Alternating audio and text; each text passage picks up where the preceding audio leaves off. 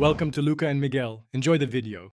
You begin by confirming the TV model and Android build, so you download the correct package. Make a full backup to Google or to a USB drive. Once done, connect the TV to stable Wi-Fi and plug in mains power to avoid interruption.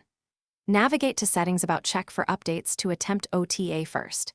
If OTA isn't available, prepare for manual update by placing the firmware file on a FAT32 USB drive in the root folder.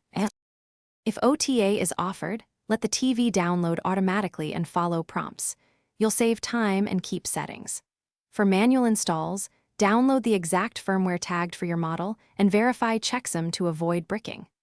Once verified, copy the update package to a FAT32 USB root, then enable any required options like USB debugging or allow install from external sources in developer settings. Make sure you understand recovery entry steps for your brand before proceeding.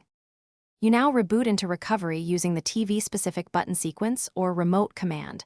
Once in recovery, select Apply Update from USB and pick the package. Wait patiently until the installation completes and the system reboots. Do not interrupt power. After boot, verify the new Android build in Settings About and reauthorize accounts. If apps misbehave, clear caches or perform a factory reset.